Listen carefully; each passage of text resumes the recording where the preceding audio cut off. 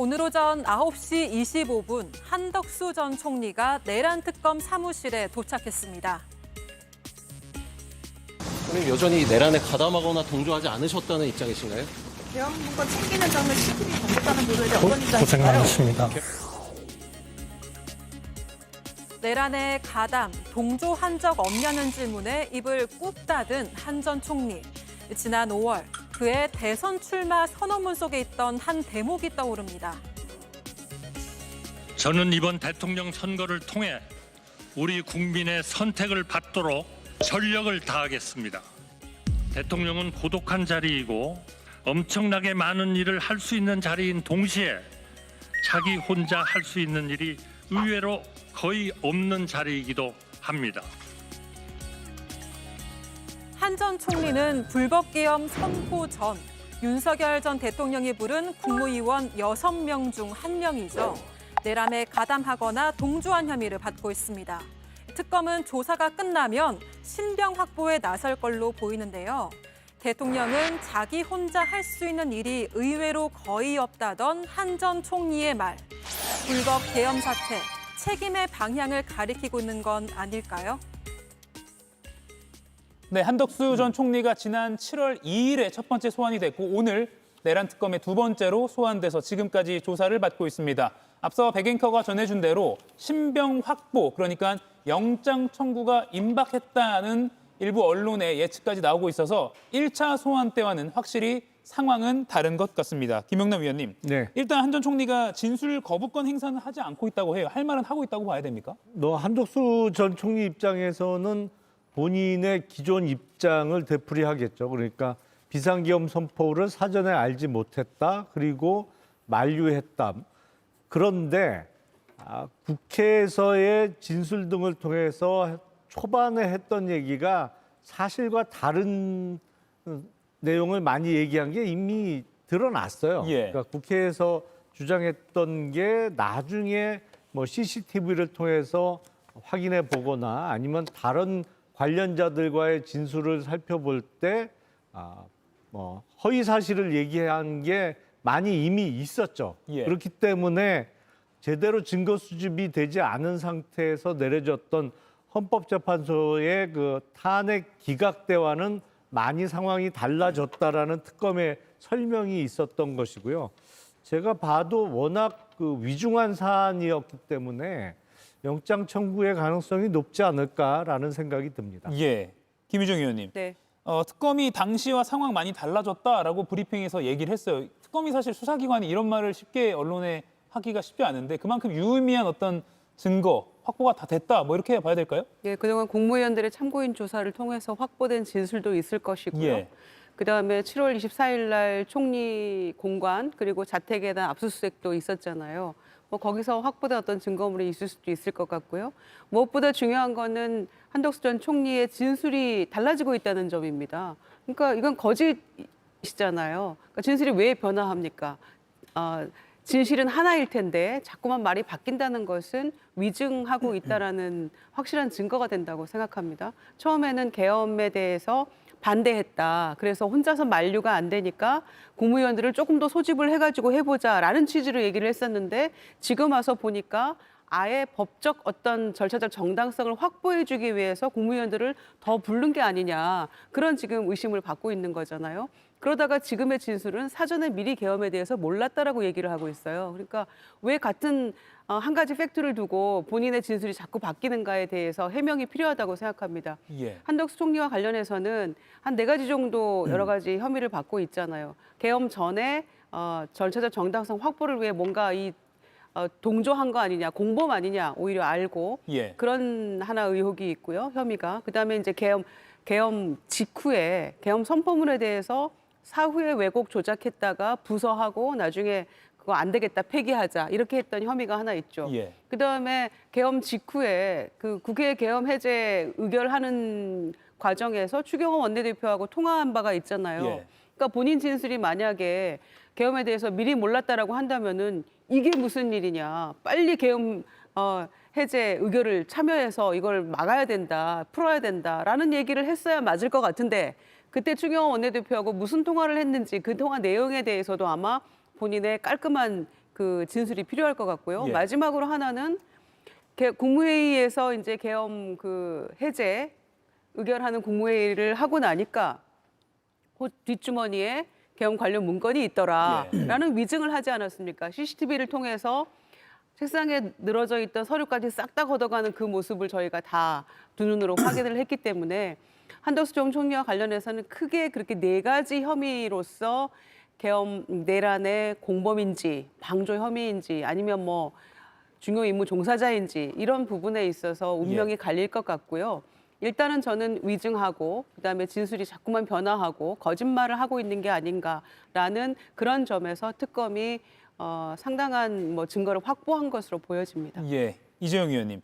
당시와 상황 많이 달라졌다. 그러니까 한덕수 전 총리의 탄핵 심판은 기각이 됐기 때문에 많은 시청자분들께서 그때 뭐 좀 혐의가 뭐 덜 가담했나? 내란에 동조했다는 게 다 클리어 됐나? 뭐 이런 식으로 생각하는 경우가 있었는데 오늘 특검이 그때는 증거가 많이 없었고 이번에 많이 달라졌다라고 명백히 말을 했거든요. 뭐 예를 들어서 한덕수 총리가 예전에 했던 발언들과 배치되는 뭐 증거를 수집했을 수는 있겠죠. 예. 뭐 그걸 토대로 지금 특검이 굉장히 자신감을 보이고 있어 보이긴 하는데 그럼에도 불구하고 그 탄핵에서 기각된 거는 저는 부담으로 남을 거라고 봐요. 그리고 여기서 이게 그 만약 영장이 기각이 되면은 그것도 본인들한테는 큰 타격이 될 수도 있을 것 같고 그리고 그 좀 포괄적으로 보면은 과연 한덕수 총리가 이 계엄을 옹호하거나 이 계엄을 가담했다.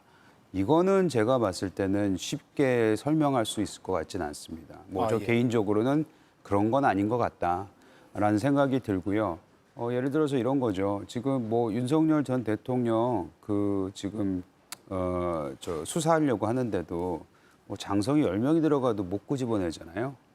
하물며 당시 그 현직 대통령의 그 경호처가 둘러싸여 있고 거기서 한덕수 총리뿐만 아니고 나머지가 말렸던들 됐을까요? 뭐 저는 안 됐을 거라고 봅니다. 그럼에도 불구하고 그런 모습을 적극적으로 취했어야 하지 않나라는 예. 아쉬움과 비판의 자리는 지점은 분명히 있다고 봅니다. 예. 하지만 지금까지 특검에서 얘기하고 있는 추가 증거물 가지고 적극 가담했다라고 얘기할 수 있을지 또 그렇게 해서 지금 구속 수사를 할 수 있을지에 대해서는 저는 법원에서 다르게 판단을 할지 않을까라는 생각이 듭니다. 예.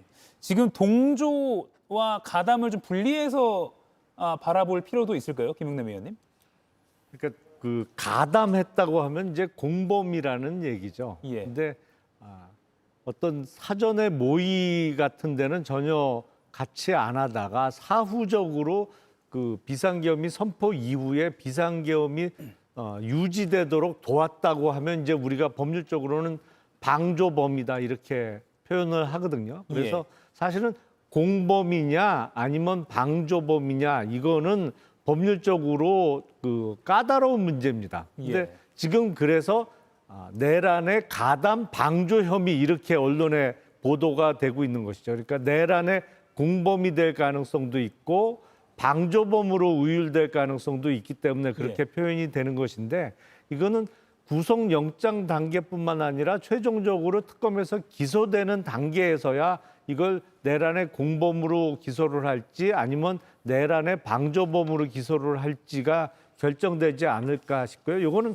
법률적으로 상당히 좀 전문적인 분야라고 볼 수 있겠습니다. 예. 그리고 오늘 박지영 특검보가 한덕수 전 총리가 계엄 국무회의 소집 건의를 왜 했는지가 중요하다라고도 뭐가 중요하냐라고 하는 그 질문에 이렇게 밝히기도 했습니다. 김동훈 위원님. 네. 결국 이것도 뭐 공범, 방조 그걸 가르는 중요한 변수가 될 수 있을 것 같기도 하고요. 그렇게 특검부 설명의 그 속뜻은 그렇게 보입니다. 예. 이른바 사전에 계엄을 인지한 것을 한덕수 전 총리가 이른바 모양 갖추기를 위해서 국무회의 소집을 건의했다. 당일 오후 8시 40분경에 계엄 선포 소식을 듣고 국무원에 소집 건의를 했다는 거 아니겠습니까?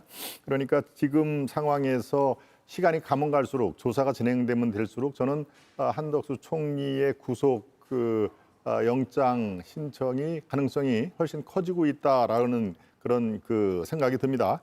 더 하나 강의구 부속실장에게 지시를 한 것, 즉 사후 계엄 그 문건을 나중에 문제가 될 것 같으니까 폐기하는 게 좋겠다라는 그 사실이 처음부터 은폐와 숨기려고 하는 의도가 있기 때문에 마지막 그 자택과 총리 공간 압수수색이 7월 24일 날 이루어졌습니다. 거의 한 달쯤 돼가고 있는데 이 한 달 동안 관련자들의 진술, 물증 이런 거를 토대로 증거 인멸의 가능성 이것을 집요하게 특검 쪽은 이 강조를 하고 구속영장 신청 가능성이 높아지고 있다. 저는 그렇게 판단하고 있습니다. 예, 김용남 의원님, 제가 네. 변호사이시니까 의지할 수밖에 없는데요. 아, 예. 오늘 특검이 또 김 한 전 총리의 행적에 대해서 일련의 행위를 부작위로 볼 수 있는지 검토 중이라고도 예. 말했습니다. 그러니까 만류를 했어야 되는데 네. 만류하지 않았다면 이것도 책임을 추궁할 수 있다 이렇게 볼 수 있나요? 그러니까 당시 국무총리로서 우리가 이제 헌법에 규정된 비상계엄을 선포할 수 있는 요건이 있잖아요. 그거는 예. 전시 사변 또는 이에 준하는 국가 비상 사태에만 비상계엄을 선포할 수 있는데 당시 그런 상황이 전혀 아니었단 말이죠. 그러니까 정치적으로나 어떤 그 고위공직자로서는 당연히 적극적으로 말렸어야 되는 상황인 게 분명한데 오늘 특검이 언급한 거기서 적극적으로 말리지 않은 어떤 행동을 하지 않았다는 이제 법률적으로는 부작위로 표현합니다만 해야 될 일을 하지 않은 것이 마치 그 범행에 가담한 것처럼 법률적으로 평가할 수 있느냐. 그게 이제 법률적으로는 부작위범이 성립하느냐 이 문제거든요. 예. 도덕적으로는 당연히 말렸어야 되는 건데 법률적으로도 안 말린 것도 적극적으로 가담한 것 같이 처벌할 수 있느냐. 이건 훨씬 더 어려운 문제입니다. 예. 그러니까 우리가 이제 어떤 부작위범 하지 않았던 거가 범죄가 되는 그 대표적인 사례가 어떤 사람의 방에 다른 사람이 들어갔어요. 근데 그 방 주인이 당신 나가쇼 했는데 안 나갔단 말이죠. 안 나가고 가만히 서 있었던 것을 우리는 법률적으로 부작위라고 표현하는데 예. 그렇게 되면 그게 퇴거 불응죄가 되는 것이거든요. 남의 방에서 안 나간 행위 자체가. 근데 내란에 있어서도 부작위범이 성립할 수 있느냐? 제가 아는 한 우리나라에 아직 판례는 없어요. 예. 그래서 이 부분은 새로운 판례가 만들어지든지 뭐 특검에서 법률적으로 고민을 좀 많이 해야 되는 사건이라고 생각이 됩니다. 예. 그래서 오늘 소환 조사도 더 주의 깊게 지켜봐야 할 것 같습니다. 그리고 또 새로운 단독 보도가 하나 온라인에 뜬 게 있는데요. 한덕수 전 총리가 계엄 선포 직후에 유인촌 당시 문체부 장관과 통화를 했다. 이게 정부기관 폐쇄 지시로도 이어지는지를 확인하고 있다. 이런 보도가 있습니다. 김유정 의원님. 네. 실제로 당시에 그 한예종이 폐쇄가 돼서 한예종 관계자들이 특검에 참고인 조사받고 그랬잖아요. 그렇습니다. 한예종 총장도 특검에 나와서 조사를 받았죠. 예. 그러니까 총장이 어떻게 당시에 폐쇄가 됐는지에 대한 계엄 당일날 설명을 했을 거 아닙니까? 아마 그 내용을 특검은 가지고 있겠죠. 그런데 이제 이 사안과 관련해서는 총리실 산하의 국무조정실과 당시의 당직 총사령관실의 얘기가 서로 다릅니다. 그러니까 누군가는 거짓말을 하고 있다는 거겠죠. 그런데 두 개 다 총리실 산하니까 총리의 어떤 지시나 이야기 없이 이게 임의대로 가능한 것인가에 문제가 있어요. 예. 자, 국무조정실은 당시에 기관 폐쇄 명령을 한 게 아니고 계엄의 혼란 상황에서 이 총리실 정도만 청사만 그 폐쇄를 하고 좀 통제를 하자라는 얘기를 했던 것이라고 주장을 해요. 예. 그런데 당직 총사령관실은 무슨 소리냐? 국무조정실에서 우리는 총리실 지시한 대로 행정기관에 다 폐쇄 명령을 내린 거다. 그대로 한 거다라고 서로 얘기가 다르지 않습니까? 그러니까 이제 이 상황에서 총리가 어떤 지시를 내렸는지에 대해서 오늘 그 지점에 대한 질문이 있었을 것 같고요. 저는 이제 같은 맥락에서 유인촌 그 장관하고 통화를 했을 때 무슨 얘기를 했느냐. 당시에 추경 원내대표 그다음에 유인촌 장관 통화를 한 거 아닙니까?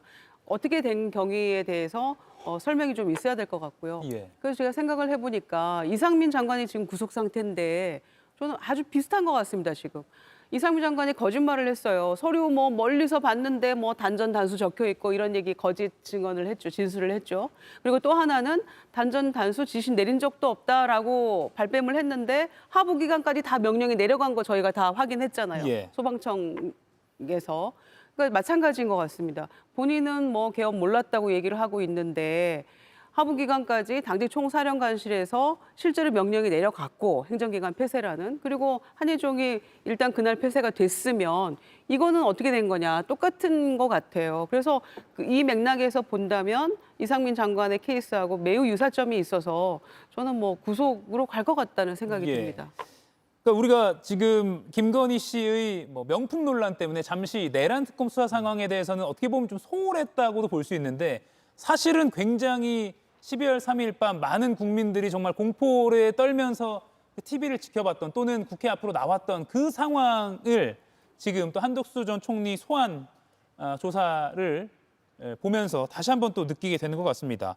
그리고 추경호 당시 국민의힘 원내대표와 한덕수 당시 총리가 어떤 통화를 했는지, 또 이게 계엄 해제 의결 방해와도 연관이 있는지도 특검이 조사를 한다고 하는데, 이재용 위원님, 국민의힘 내부에서는 이 당시 그 통화 상황 어떻게 좀 이야기들이 나오고 있습니까? 뭐 일단은 추경호 대표가 적극적으로 해명을 하고 다니는 것 같아요. 아, 예. 네, 그리고 혹시 JTBC에서 그런 일이 있었는지 모르지만 추경호 대표 같은 경우에는 방송사에다가 본인이 그날 어떤 일이 있었는지에 대해서 해명하는 방송 요청을 다 하고 있는 걸로 알고 있습니다. 예. 그러니까 적극적으로 대응을 하고 있는 것이죠. 근데 이제 내용을 들어보면 이런 거예요. 그 본인이 전화를 받은 시간과 또 본인이 오히려 당사에서 국회 본회의장으로 의총을 바꿨다, 장소를. 그러니 지금 민주당이나 진보 진영에서 얘기하고 있는 방해하려고 했던 것이 아니다라는 얘기를 하고 있는 거거든요. 근데 예. 그걸 전화 통화 이후에 했던 그런 얘기를 하고 있습니다.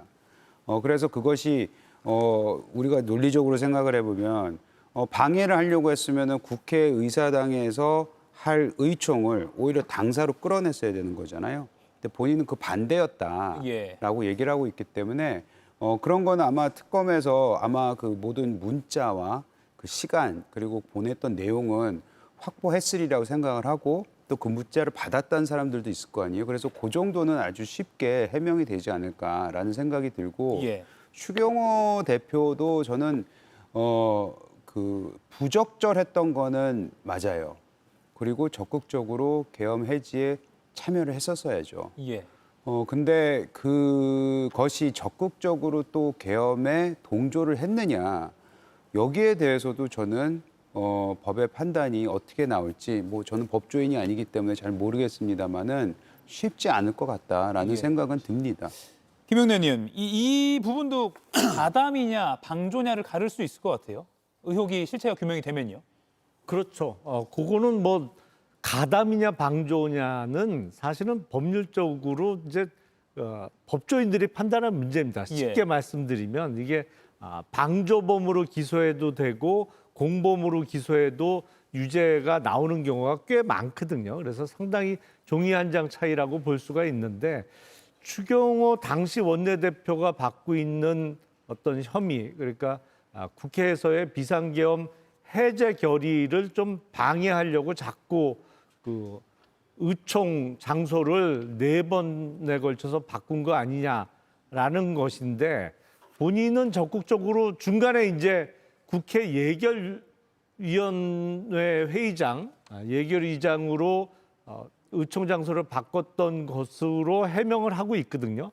국회 본회의장, 그러니까 해제 결의가 이루어지는 본회의장하고 예결위원장하고는 상당히 가깝다. 뭐 로텐더홀 바로 건너편에 있는 것이니까, 그래서 본인이 그 국회 소집을 방해할 의사는 없었다라고는 주장을 하고 있는데, 예. 하여튼 여러 차례에 걸쳐서 의총 장소를 바꾸고, 더군다나 그때 추경호 당시 원내대표를 비롯한 한 7, 8명의 국힘 소속의 현역 의원들은 국회 내에 있었어요. 그러니까 국회 본관에 있는 원내대표실에 있다가 해제 결의에는 참여 안 하고 국회 밖으로 나왔거든요. 그 해제 결의가 이루어지는 시점쯤에 이르러서는요. 그래서 이게 뭐 다른 증거에 의해서 조금 그 뒷받침이 돼야 되겠습니다만, 예. 어쨌든 석연치 않은 것은 틀림없는 사실로 보입니다. 예.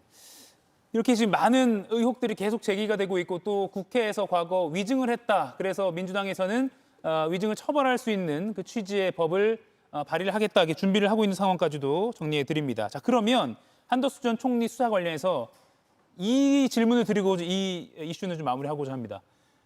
대선에 출마했었잖아요. 갑자기 총리에서 이제 사퇴를 하고 그리고 그 간밤에 새벽에 후보가 교체되는 국민의힘 상황도 있었습니다. 시민들이 지금 이 한 전 총리의 상황을 보면서 저것 때문에 그때 그렇게 무리하게 후보 교체 시도가 됐었나? 갑자기 이렇게 대선 출마를 했나? 이런 평가가 나오기도 하거든요. 김동연 의원님 어떻게 지금 상황으로 볼 때 그렇게 추론하는 것도 무리는 아닙니다. 예. 왜 갑자기 대선에 출마하려고 했을까?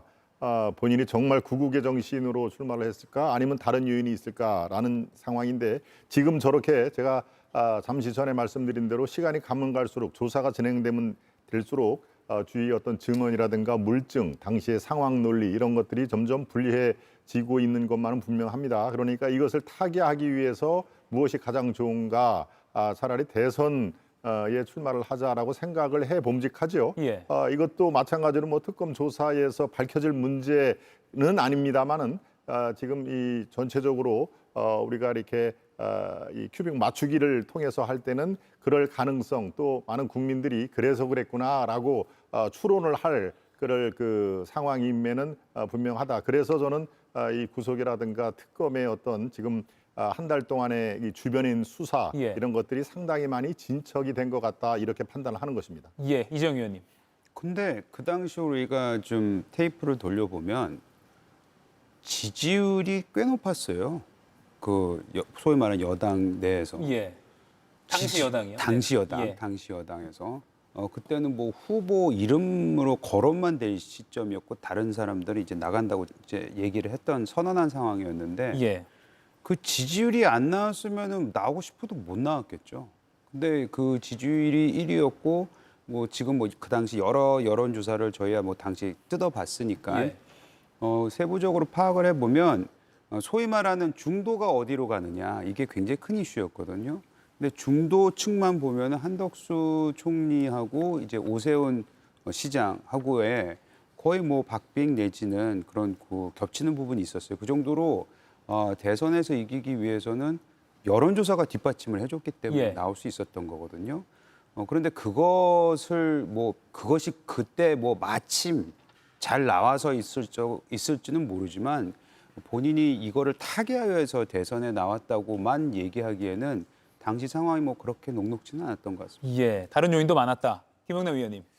우리가 이제 2017년도에도 탄핵을 겪었습니다만 그 당시 황교안 국무총리가 대통령 권한 대행을 했었죠. 그때 여론조사 압도적으로 뭐 1등 나왔어요. 그러니까 당시 여권 내부적으로는 그래도 출마 안 했죠. 왜냐하면 대통령 권한 대행을 하고 있는데 그 권한 대행이 중도에 사퇴하고 출마를 하는 게 일단 정치적으로 적절하지 않을 뿐만 아니라 그 당시 여론조사에서 지지율이 높게 잡히는 것은 대통령 권한 대행이라는 그 직책이 주는 어떤 권위나 무게감이 작용하는 것이거든요. 그걸 중도에 사퇴하고 실제로 출마를 하는 순간에 거품처럼 충분히 꺼질 수 있는 지지율입니다. 근데 한덕수 전 총리는 그때 대통령 권한 대행 자리를 중도에 사퇴하고 출마를 했어요. 그리고 나서 뭐 말도 안 되는 우여곡절을 많이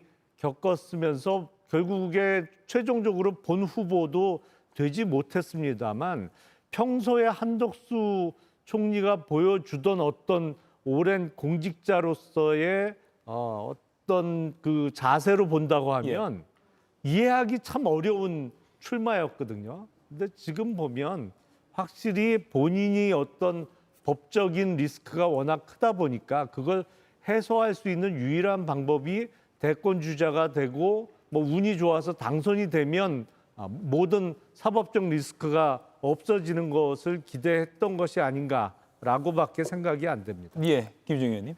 공직생활 50년을 했는데 본인이 지금 소위 저질러 놓은 일이 얼마나 문제가 된다는 것은 본능적으로 알았을 것 같고요. 그다음에 친윤들은 이미 대선은 당시 포기했던 거 아닙니까?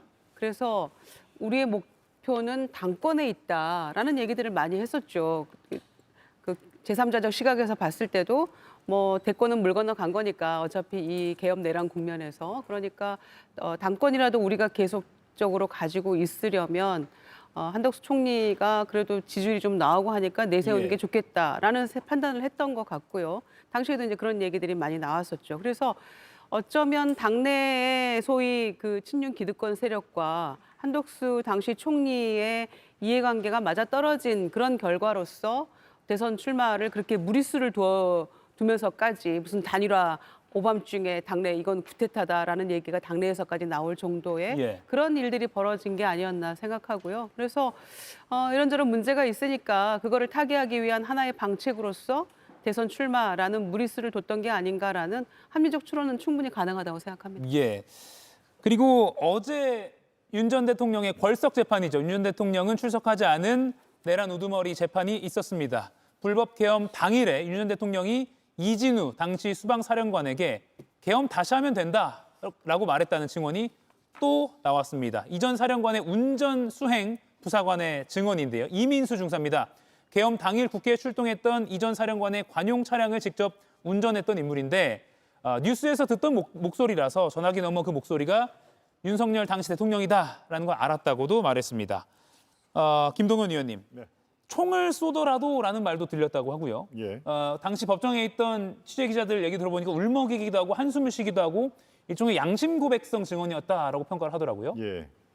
예, 총을 쏘더라도 이것은 제가 그 전에 다른 곳에서 증언이 안 나온 걸로 생각을 하고 있었습니다만은 계엄을 다시 할 수도 있다라는 얘기는 그 지난번 그 법정 논란에서 한번 나온 얘기로 제가 기억을 합니다. 예, 맞습니다. 예, 총을 쏘더라도 이런 말이 이 수방사령관 운전 그 수행 부사관을 통해서 얘기를 나왔는데 이게 만약에 실제로 벌어졌던 일이라면은 정말 이건 있을 수가 없는 얘기죠. 그리고 이 계엄이 대국민 호소용이다. 그리고 우리가 너무나 익숙한 계몽령이다 하는 그 말 자체도 성립되지 않은 그런 상황입니다. 총을 쏜다는 게 그 대상을 명기하지는 않았습니다만은 이 많은 사람의 목숨을 살상을 해서라도 계엄을 해야 된다라는 취지로 우리가 이해를 할 수밖에 없는 상황인데 이것은 있을 수가 없는 일입니다. 그러니까 저는 지금 수방사령관 이 수행 부사관이 이런 말을 일부러 없는 얘기를 그 만들어 낼 가능성은 별로 없다고 생각을 합니다. 예. 지금 어차피 이렇게 이 강을 크게 하나 탄핵의 강을 건넌 상황에서 저 부사관이 본인 살려고 엄마를 꺼낸 그런 상황은 아니고요. 참 총을 쏘더라도 그리고 또 계엄 이거 다시 한번 하면 된다라는 말은 이 비상 계엄이 얼마나 이게 이 불법이고 그 다음에 절차를 건너뛴 있어서는 안 된 계엄이었다라는 것을 다시 한번 확인하는 그런 증언이 아닌가 그렇게 판단이 됩니다. 예, 내란 특검이 이상민 전 행안부 장관을 구속 상태로 기소했다, 재판에 넘겼다라는 속보가 들어와 있습니다. 뭐 수사 절차상 예견된 일이긴 한데요. 이상민 전 행안부 장관 오늘 조금 전에 내란 특검이 구속 상태로 재판에 넘겼다라는 속보가 들어와 있습니다. 김유정 의원님, 사실 어제 그 이 중사의 양심 고백성 증언이 오상배대위라고 같은 차에 타고 있던 그 부관이라고 하죠. 부관 그 장교에게서도 나온 발언이어서 더 이제 신빙성이 더 굳어지는 것 같아요. 그러니까 정황이 굉장히 확실합니다. 그러니까 예. 이중사의 증언이 그동안 얼마나 마음고생을 했을까를 대변해주고 있는 것 같고요. 그 오대위가 이제 이진우 수방사령관의 부관인데 예. 전화가 왔을 때 대통령님 전화 오셨습니다라고 넘겨줬다는 거잖아요. 그러니까 누가 봐도 이제 전화기를 통해서 들려오는 목소리도 명확하게 당시 대통령이었지만 그렇게 말로 전화를 넘겨주면서도 했기 때문에 대통령과의 통화라는 것은 뭐 너무나 분명한 사실이었고 그래서 총을 쏴서라도 그리고 계엄 뭐 2번, 3번 하면 된다라는 얘기 들었다는 거잖아요. 그러니까 그동안에 윤석열 피고인이 경고형 계엄이었다. 뭐가 문제냐. 2시간 만에 해제됐는데 뭐 이런 얘기하는 것이 얼마나 어처구니 없는 거짓이었는가를 다시 한번 확인시켜주는 증언들이라고 생각하고요. 예. 이와 더불어서 그 지하 벙커에서도 막 이런 얘기 했다는 얘기도 나왔었잖아요. 네. 그 진술들까지를 다 종합해서 실제로 경고용이었다라는 그 말이 정말 새빨간 거짓말이었다는 것을 입증해주는 그런 증언들이라고 생각합니다. 예, 알겠습니다. 이가혁 라이브를 시청해 주셔서 고맙습니다. 이가혁 라이브는 평일 오후 5시 TV와 유튜브로 실시간으로도 함께 하실 수 있습니다.